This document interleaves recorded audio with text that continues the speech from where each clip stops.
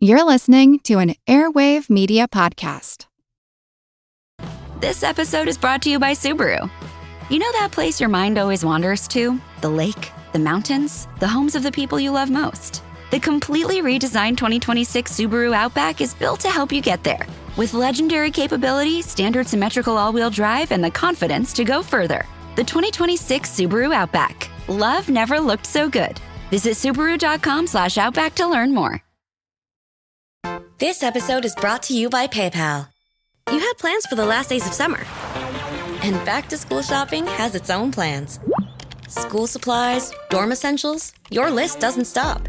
Neither does the spending. But when you pay in full with PayPal, you can pay over time. No interest, no fees.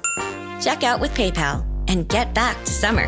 Subject to approval. Learn more at paypal.com/payinfor. PayPal Inc. NMLS 910457. When I first started this podcast, I liked the name I gave it as a pun, since it sounds like the phrase hysterical blindness. In the years since, I've often caught myself wanting to use the word hysteria in my content when discussing psychogenic illnesses like the dancing plague or cultural phenomena like Egyptomania. Even in the series on spiritualism I just finished, it seemed like hysteria would be a good word to describe the collective irrational belief in spirit communication during those years. But I have long avoided the term because of its problematic history. Although today it may seem to be a term for mass panics or psychogenic illnesses, it is considered not only outdated, but offensive because of its misogynistic origins.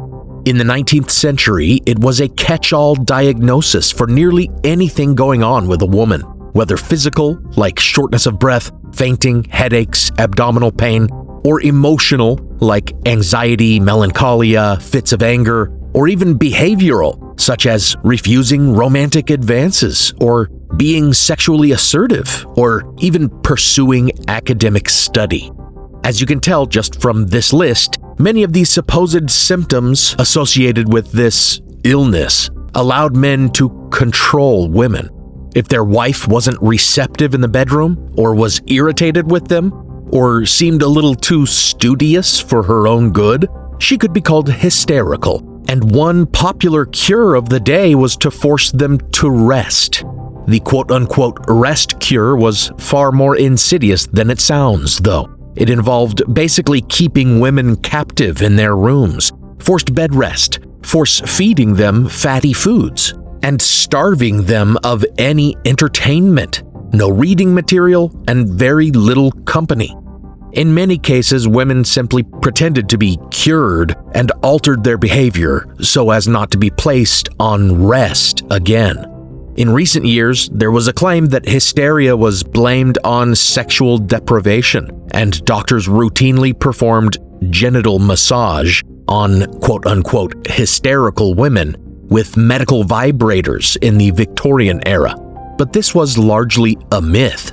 The rest cure, or tonics and hydrotherapy were the more common prescriptions, and medical massagers of the era were principally used on the limbs for muscle aches and stiffness, or on the abdomen for constipation.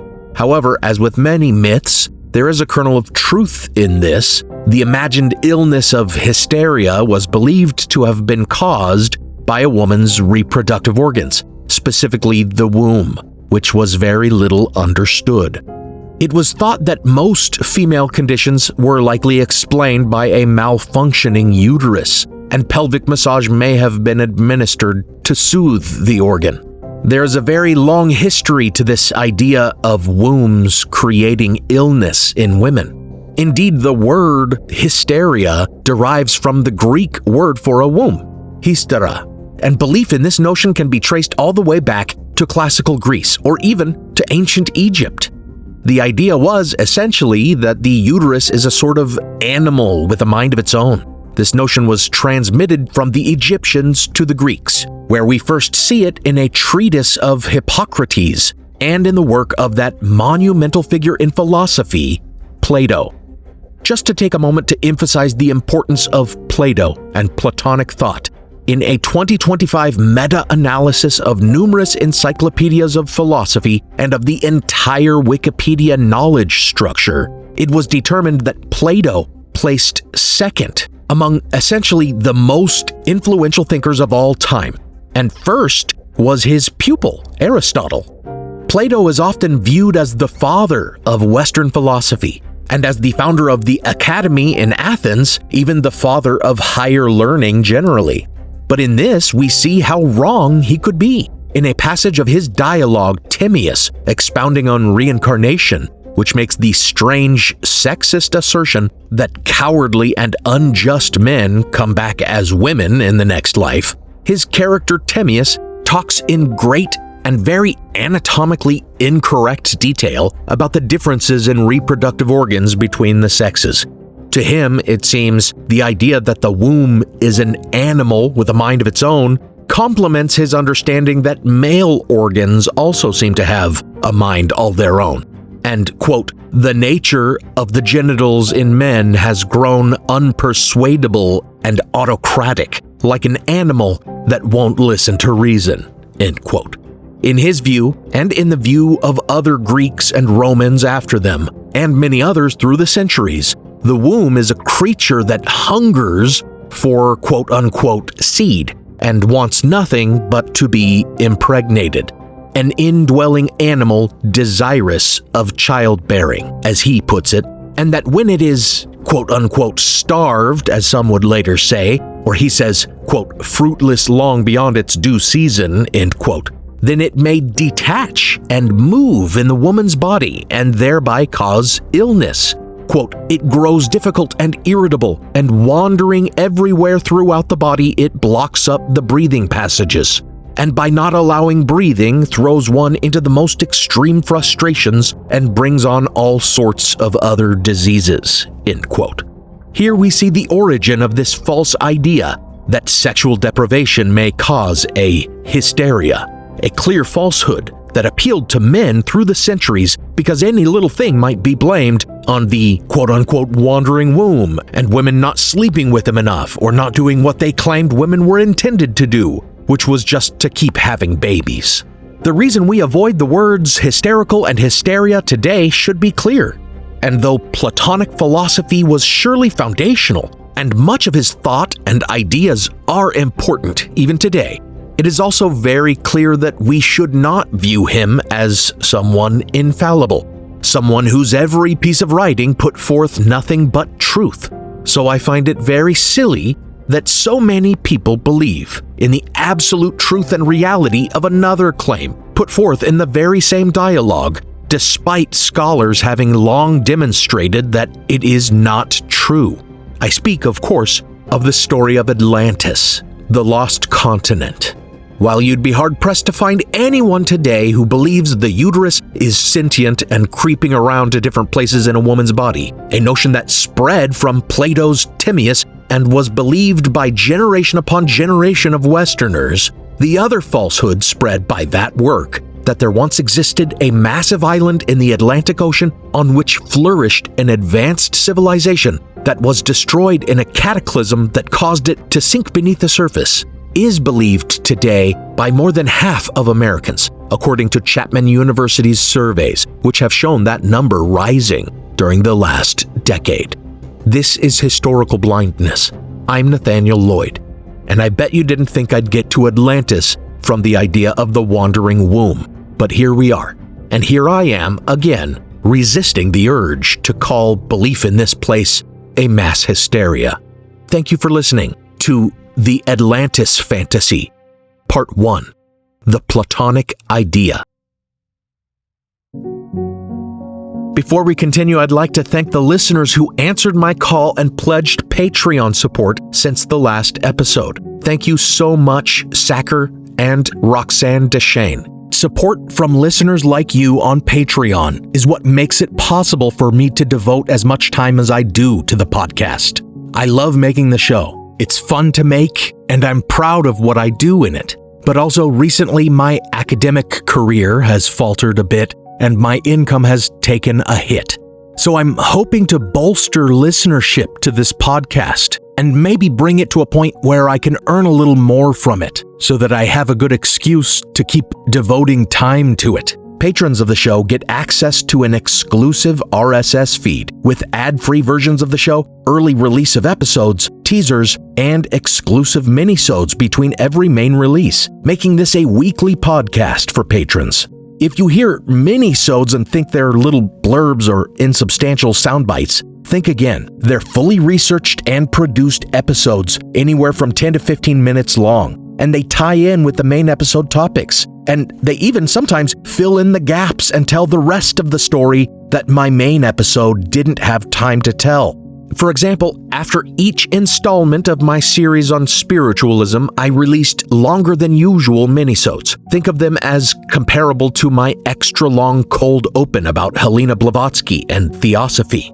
After the first episode, I released a 15-minute episode on Victoria Woodhull, the first female candidate for president, who started out as a medium. Then after the conclusion of the series, I released another, this one even longer, about the renowned scientist William Crookes and how he was duped by the fraudulent medium Florrie Cook, who claimed to manifest the spirit of a girl named Katie King that looked eerily like herself. For listeners who are interested, I also sell these exclusive minisodes for just $3 a pop. So head over to patreon.com/historicalblindness and consider purchasing the occasional blind spot minisode that interests you, or supporting the podcast for as little as $1 a month. Now, let's continue the episode.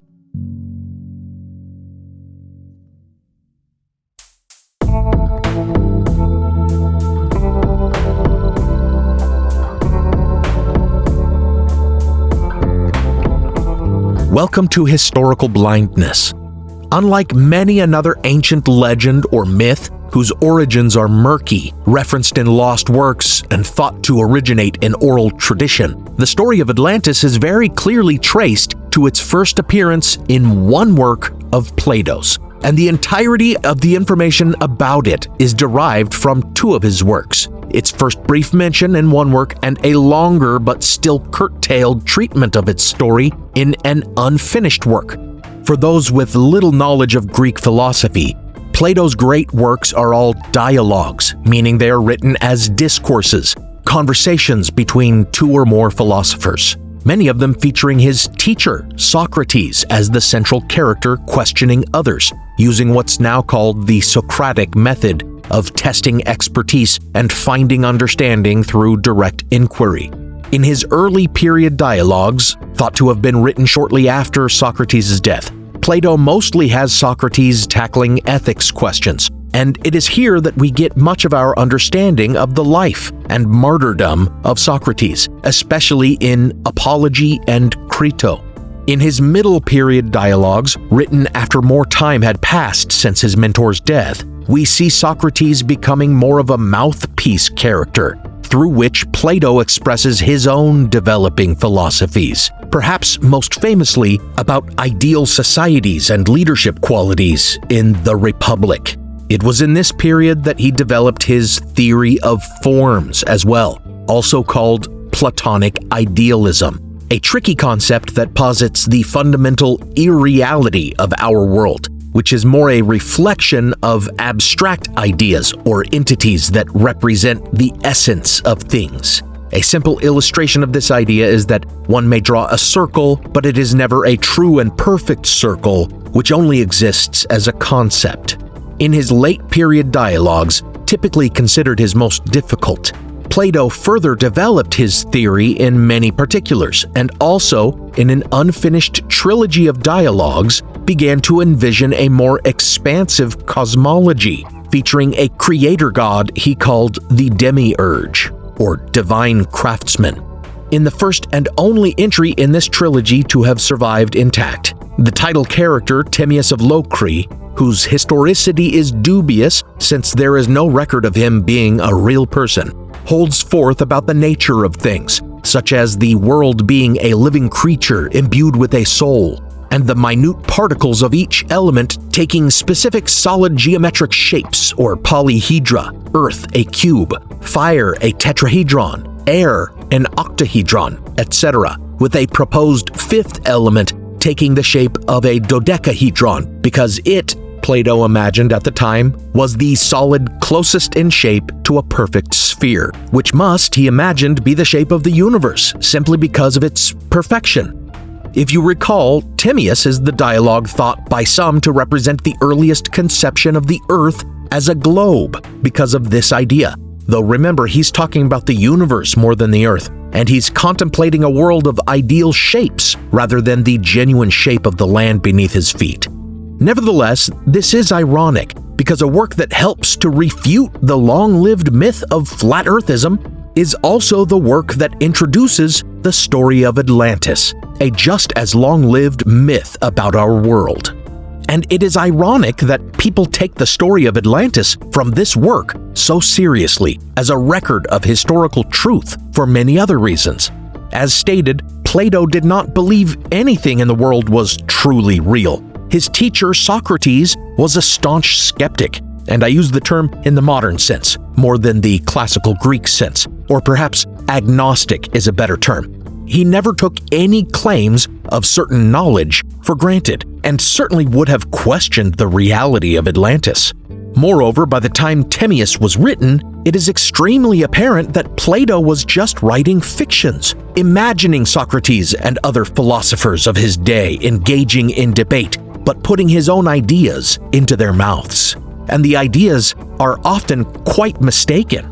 Case in point, none of the minute particles of any element take the shape of any perfect polyhedron.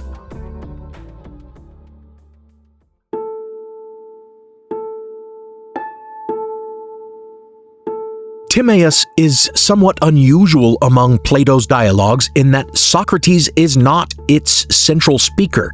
It depicts a conversation between four philosophers, the possibly fictional Timaeus of Locri, who never appeared in any records until after Plato seems to have invented him, the very historical student of Socrates, Critias, the equally historical Hermocrates, the Sicilian general who had repelled an Athenian invasion of his island, and Socrates.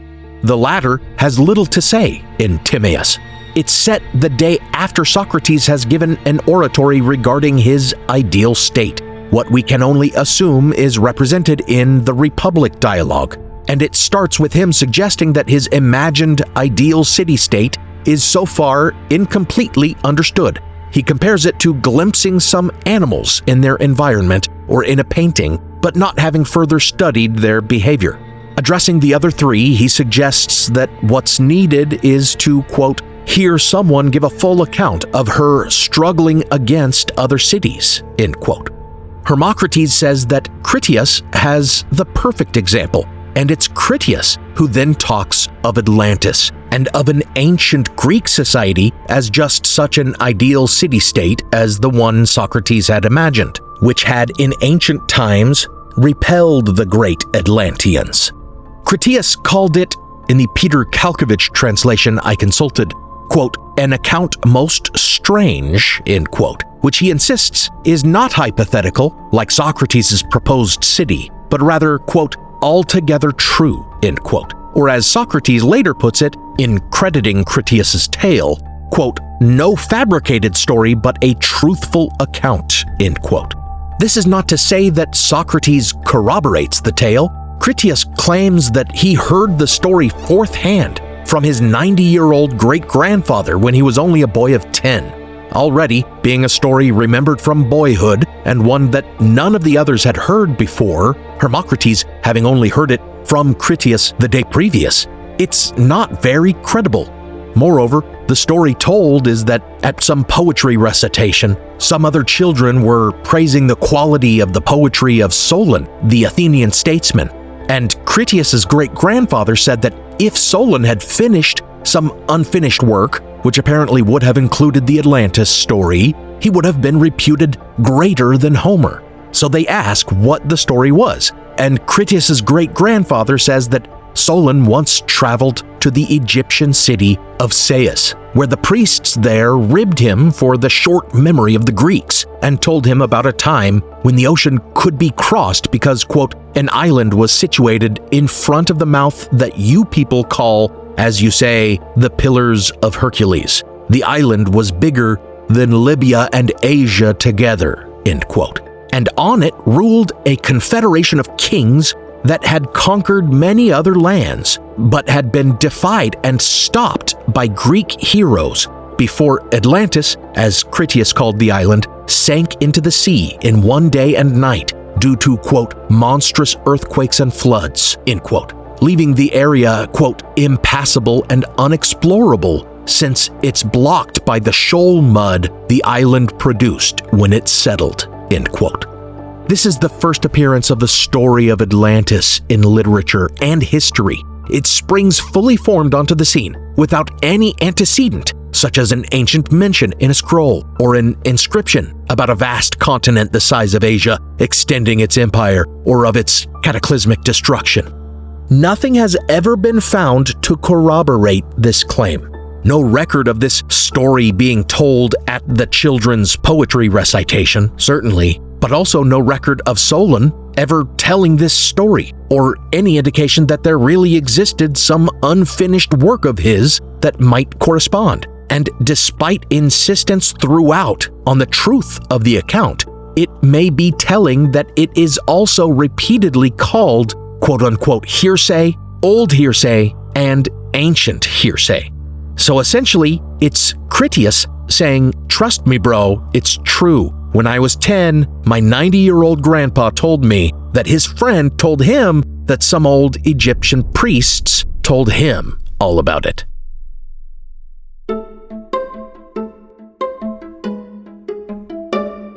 But even if we had any reason at all to credit this story and not simply assume that Plato was using it as a literary device, there is the further fact that the story bears a remarkable resemblance to another story about a wise Greek traveler learning about ancient history from the Egyptian priests of Sais. And the other story was written more than 100 years earlier, in Book 2 of Herodotus's Histories.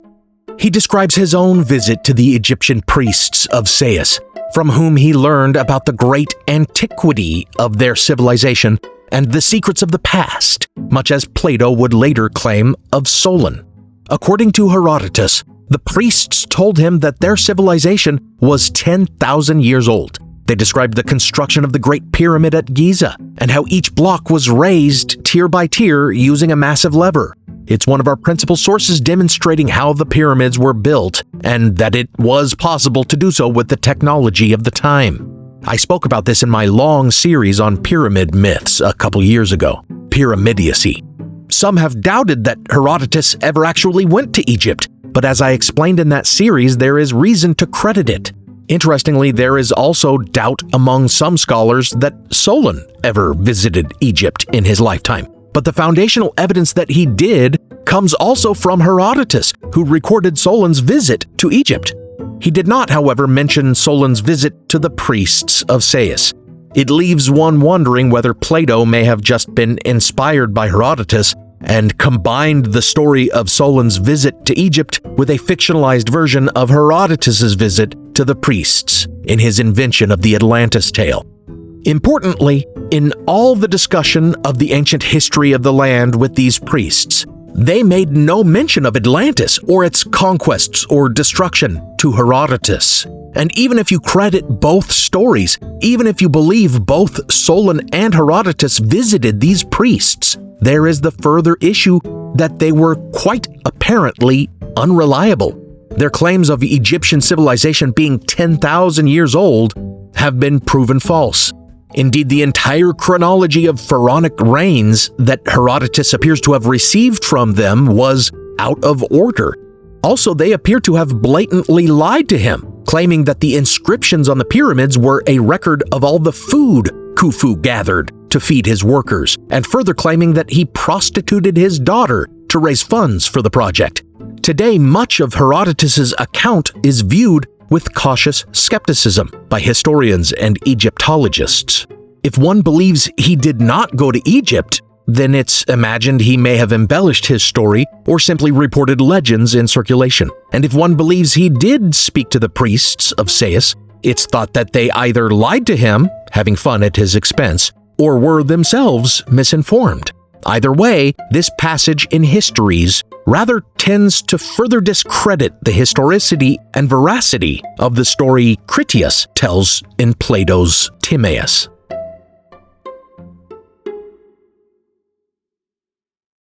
Now for a brief intermission.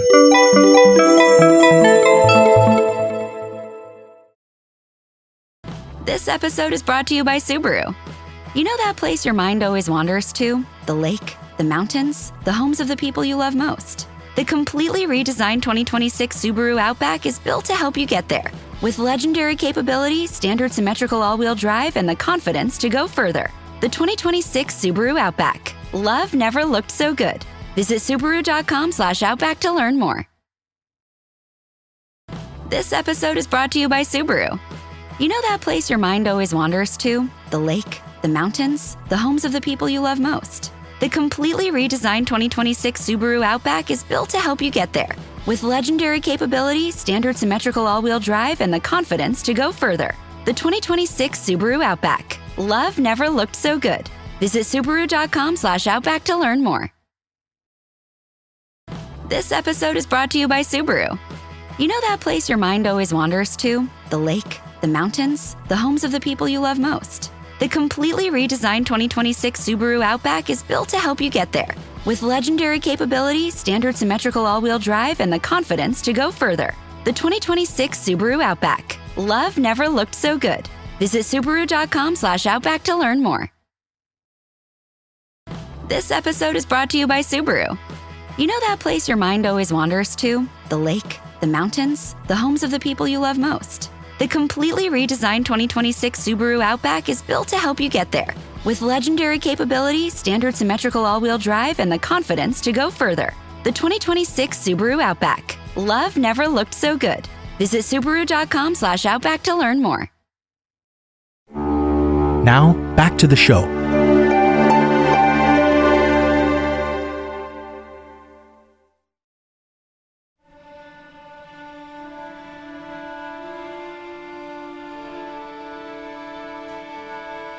The story, as it is told in Timaeus, is rather short, and we may interpret Socrates' reaction to it as one of skepticism, for though he acknowledges that it, quote, is no doubt of the utmost importance in being no fabricated story, but a truthful account, end quote, he immediately asks what account, Critias, might we get hold of instead of this one, end quote. And, quote, how indeed and from where are we to discover other accounts if we dismiss these, end quote. After that, Critias surrenders the spotlight to Timaeus of Locri, who holds forth on all things cosmological. Therefore, for more on Atlantis, readers must look to the second part of this projected trilogy, called Critias, in which the spotlight returns to Critias. He speaks first of the gods and how they had divided the lands of the world, such that while Poseidon had dominion, appropriately, over the great continent in the oceans beyond the Pillars of Heracles, Athena and Hephaestus shared power over ancient Athens, which Critias describes as very different in the dim past.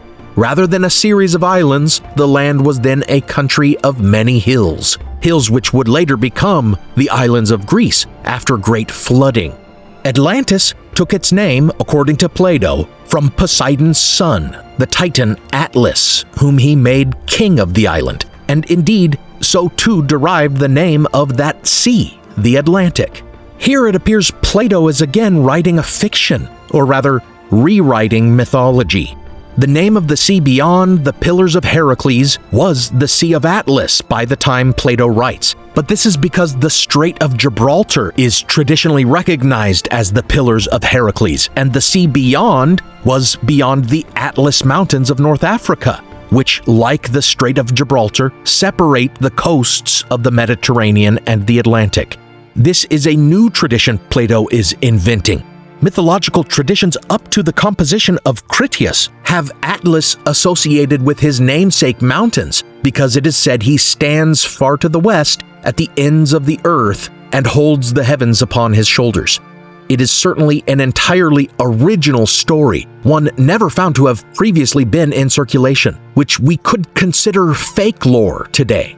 Remember, these are Greek or Hellenic gods, but Solon's supposed trip to Egypt preceded by hundreds of years the Hellenistic period, when the merging of Egyptian and Greek mythology would have been more common. So it doesn't make a whole lot of sense for the priests of Sais to have told such a story about Greek gods to Solon.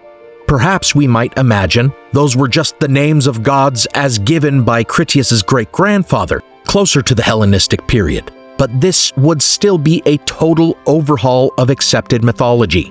And we know that this is not some far older Greek tradition, because we know that before it was called the Atlantic Sea, the sea beyond the Pillars of Heracles was thought by archaic Greek sailors before the Bronze Age collapse, such as those depicted in Homer's Iliad and Odyssey, to be the great river that encircled the world, associated with the titan Okeanos or Oceanus, not Atlas.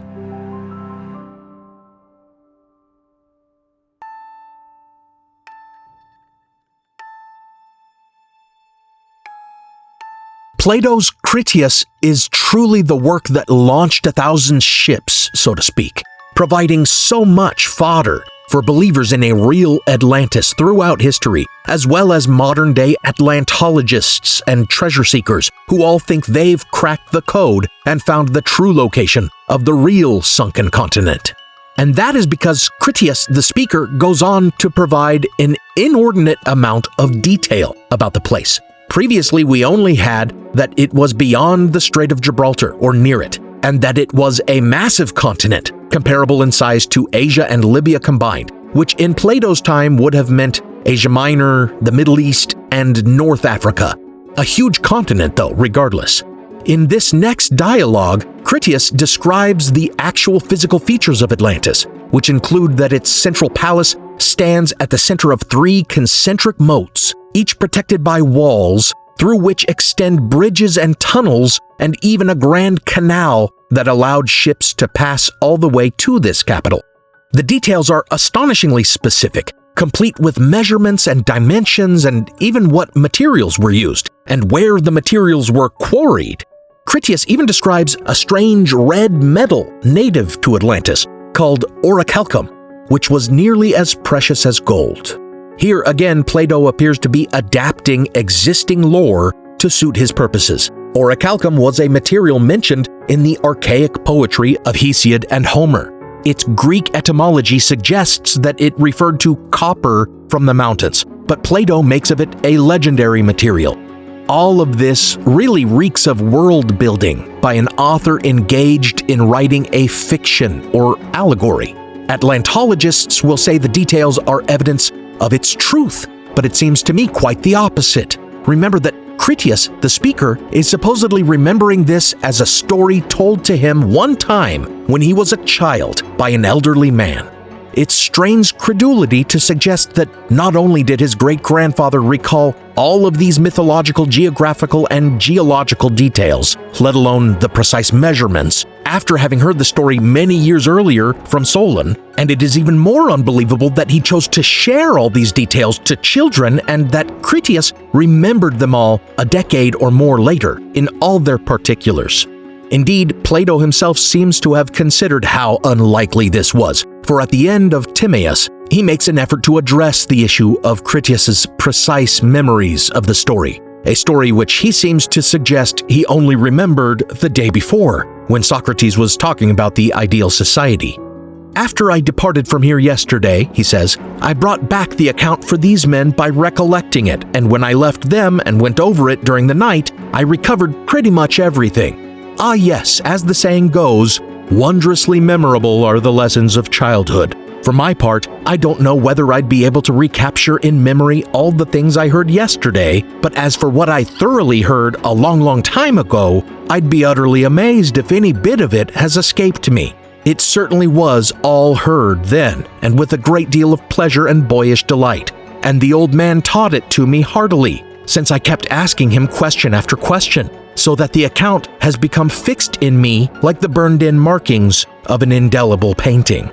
Methinks that Plato here protests too much. So careful is he to give some excuse for why Critias will be capable of recalling so many precise details, about some ancient hearsay told so long ago to a child.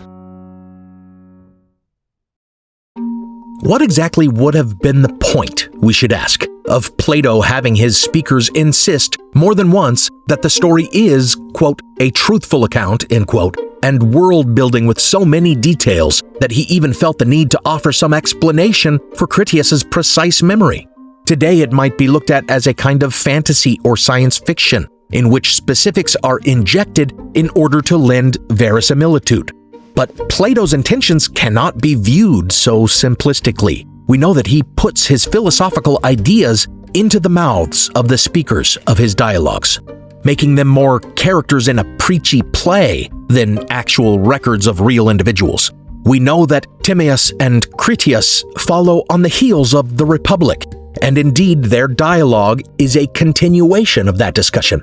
Now, neither Timaeus of Locri, Critias, or Hermocrates are speakers in the Republic, but the framing device of Socrates saying he wants to discuss further the hypothetical city they built the day previous makes the through line clear. For much of the Republic is devoted to the thought experiment of what an ideal utopian city ruled justly by philosopher kings might look like. They even give a name to this imagined city, Callipolis, meaning beautiful city.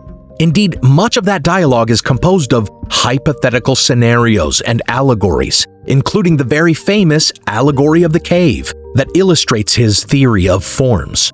So it stands to reason that this story too works as a hypothetical scenario and allegory, which is the scholarly consensus. Classicists and historians on the whole agree that the Atlantis tale, as told in Timaeus and Critias, was another thought experiment or allegory that Plato was developing. And indeed, he seems to have given up on making it work, for Critias was an unfinished work. That's right, the only ancient source for the existence of Atlantis found it unnecessary to keep writing about it, or more likely found that the fiction he was spinning just wasn't coming together as he would have liked, and abandoned it mid-sentence. Certainly he would have been surprised at how influential the story became regardless. As scholars more expert than I have observed, Plato's plan for this trilogy seems to have been clear. He says he wants some account of how a just city-state, like their Callipolis, might interact in war with another state. Critias offers the example of an ancient and more ideal version of Athens repelling the invasion of the Atlanteans. The story contains within it the idea that the Atlanteans were once a more ideal state, its people valuing virtue and wisdom, before it slid into imperialism and was destroyed by the gods. Scholars speculate that had Plato finished his trilogy, the third dialogue would have been called Hermocrates, after the Syracusan general who had been present throughout, and that speaker would have given a further example, not from great antiquity, but from modern day, of the Sicilians repelling the imperial conquest of the now fallen Athenians, who used to be a just and ideal state, like Callipolis, but have become flawed, with the implication being that they'd better watch it, or they may face divine punishment as well. This is the allegory scholars see in the Atlantis story. Plato was simply using it to make a point about hubris, and he seems to have run out of steam or lost interest after he destroyed the island.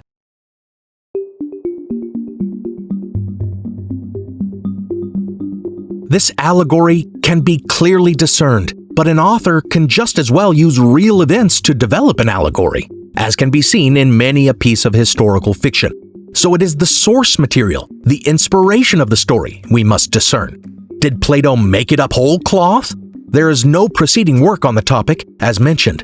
There is an older genealogical work called Atlantis by a chronicler from Lesbos, but the fragments that have survived indicate it is just a work about the supposed daughter of Atlas, a character who does not feature in Plato's story. In short, it appears unrelated. But more than one potential inspiration for his allegory have been suggested. In the very precise comparison that Atlantis was the size of Asia and Libya combined, many have seen a direct comparison with the Achaemenid Empire, which had formerly controlled those very territories.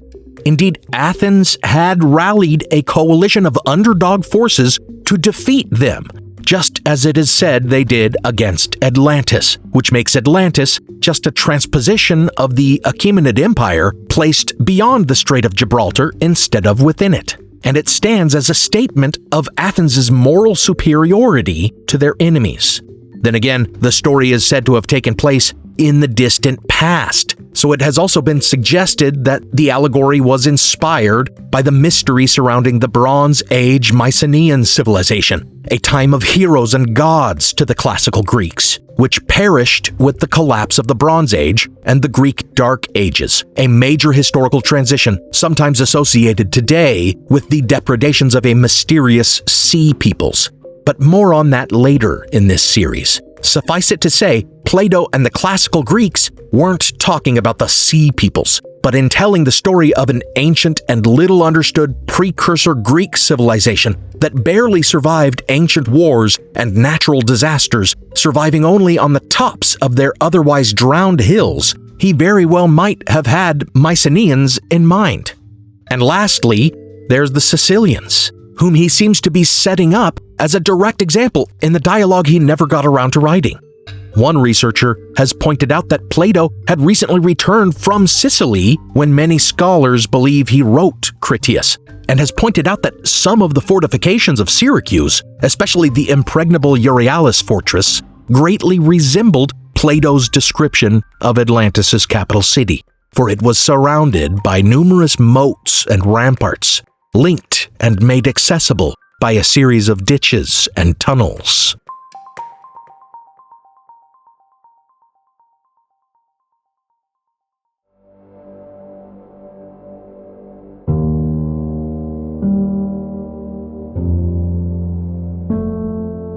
At this point, honestly, I don't know how many parts this series on Atlantis will have. I think I can say fewer than my longest series on the pyramids, but probably longer episode lengths than those 6 episodes, which weren't very long. To conclude the first part, let us examine what we know about Plato's contemporaries, or rather, his immediate successors, his students, and what they thought about whether Atlantis was real. Aristotle, the pupil who somewhat outshined his master, at least in many modern estimations, and who did far more to demonstrate the literal sphericity of the world than Plato with his abstract notion of the universe's sphericity as a perfect ideal, is often said to have explicitly stated that Atlantis was made up by his teacher. There you go, case closed. Except that appears to be something of a myth. It originates from the geographer Strabo, writing some 300 years later, but it appears to be a misinterpretation of his words. Strabo, in Book 2 of the Geographica, is really talking about geographer and historian Posidonius, who also lived hundreds of years after Aristotle's time. What Strabo says is that Posidonius thinks it better to admit the possibility of Atlantis being real, quote, than to say of Atlantis its inventor caused it to disappear, just as did the poet the wall of the Achaeans, end quote. Or in other words, better to presume it's real, as the characters in Plato's dialogue assert, than to say he invented it and then fabricated its destruction the same way Homer invented the Achaean Wall, a massive fortification in the Iliad that the gods destroyed because it offended them. You may say that this statement has nothing to do with Aristotle, but in Book 13, Strabo says of the Achaean Wall that perhaps, quote, it was not built at all, but fabricated and then abolished by the poet, as Aristotle says, end quote. So the mistake here, apparently first made by a 19th century French astronomer that then spread throughout many uncritical repetitions, is that Strabo is saying Posidonius thought Atlantis might be real and we shouldn't dismiss it the way Aristotle did. But a close reading shows that he's actually saying Posidonius wanted to entertain the idea that Atlantis is real rather than just dismissing it as an invention of the author, the way Aristotle dismissed the existence of the Achaean Wall as the invention of the poet. But there's no indication that Aristotle also dismissed Atlantis as Plato's invention, and indeed, no direct support for the claim that Aristotle thought Atlantis a fiction has ever been provided. In fact, in none of Aristotle's surviving works does he address the issue at all. And even Posidonius, 200 years later, is only entertaining the possibility of its existence, which Strabo explicitly states. All this shows is that hundreds of years after the fact, writers were beginning to wonder if the story might have been real. And indeed, since Aristotle several times comments on the ideas put forth in Timaeus, but keeps an apparent silence on the story of Atlantis, we could extrapolate that perhaps the story was not taken literally at the time.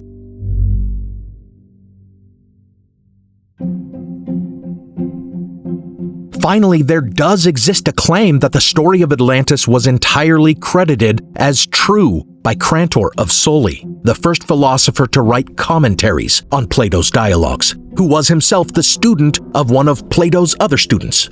But this claim appears nearly 1,000 years after Plato's time, in the 5th century CE, made by Proclus, a Neoplatonist, which was a group known for taking Plato's open-ended ideas and making them into a very literal and rigid metaphysical system. Proclus claimed Crantor said the Atlantis story was, quote, unadorned history, end quote.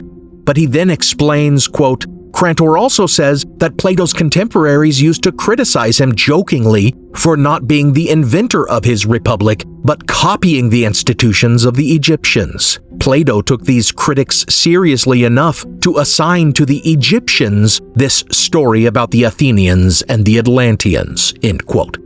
Rather than help to prove the story's historicity, this actually gives us further reason to believe the Atlantis story a fiction.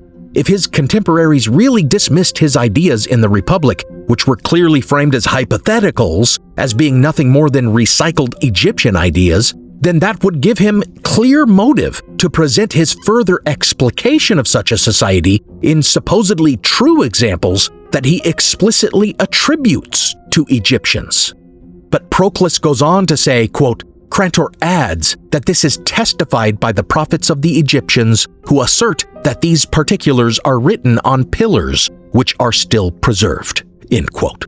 Many Atlantologists have taken this to mean that Proclus is claiming Crantor traveled to Egypt just like Solon and confirmed the truth of the story of Atlantis.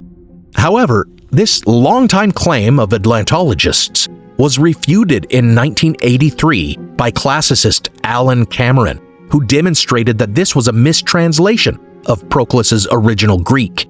The sentence originally says, quote, he adds that this is testified by the prophets of the Egyptians who assert that these particulars are written on pillars, end quote. And the clear antecedent of the pronoun he there would be Plato.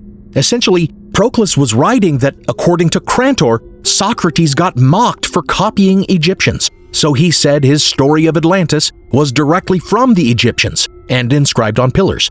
It's just repeating Plato's story. It does indeed claim Crantor believed it was true, but it offers no reference for this claim, and indeed, Crantor's work does not survive intact for us to confirm that he took the story of Atlantis for quote-unquote unadorned history. And again, you just can't trust a Neoplatonist writing 1,000 years later as to what Plato and his students really thought. What is certain is that by Proclus's time, many people were talking about the Atlantis story as if it were true history, and typically they did so because it served some point or some fiction of their own that they sought to justify or rationalize, as we will see in part 2 of the Atlantis fantasy.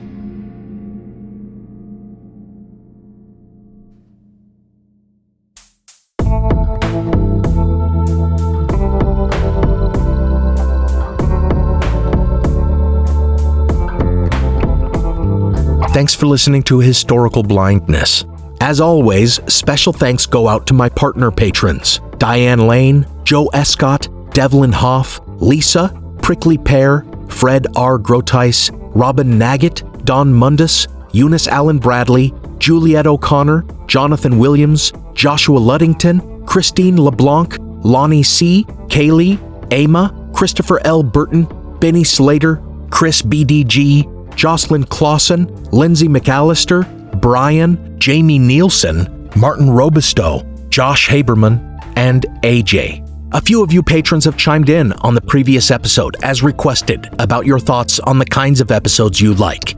I'm thinking of making a poll now for more effective voting, so I can try to give you a fan favorite episode for the 10th anniversary, which will arrive technically sometime in October. But I have established something of a tradition of spooky topics for October. So let me know if you think I should hold sacrosanct the spooky October episodes and place the 10th anniversary episode or series in November. Great to hear from any patron who comments, as always. This podcast is part of the Airwave Media Podcast Network. Visit airwavemedia.com to listen and subscribe to their other fine shows, like The Constant and Who Did What Now. Some music on this episode was licensed through a Blue Dot Sessions blanket license at the time of the episode's publication. Additional music is by Kai Engel and by Kevin MacLeod, licensed under a Creative Commons Attribution license. Check out the show notes for a list of the tracks used. You can support the show by pledging on Patreon or by making a one-time donation on PayPal. Find those links in the show notes, or find me on Venmo at Historical Blindness. Until next time, consider this. What started as an allegory on the hubris of nations, which is really very relevant today, especially to American geopolitics, with its commentaries on extreme wealth and decay, imperialist expansionism, and the arrogance of global powers, has become a further case study in hubris, with pseudo-historians and pseudo-archaeologists rejecting scholarly consensus in their arrogant belief that they know better and will be able to accomplish what none have ever succeeded in doing before them, proving the existence of, or even finding, something that doesn't exist.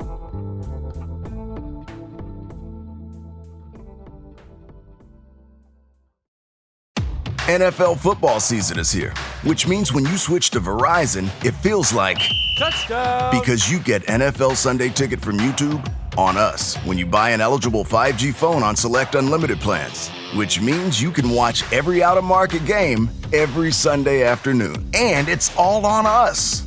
Now that's the Verizon way to kick off the NFL football season right. Switch and get NFL Sunday Ticket from YouTube on us, only with Verizon. Close your eyes, exhale, feel your body relax, and let go of whatever you're carrying today. Well, I'm letting go of the worry that I wouldn't get my new contacts in time for this class. I got them delivered free from 1-800-CONTACTS. Oh my gosh, they're so fast. And breathe. Oh, sorry. I almost couldn't breathe when I saw the discount they gave me on my first order. Oh, sorry. Namaste. Visit 1-800-CONTACTS.com today to save on your first order. 1-800-CONTACTS.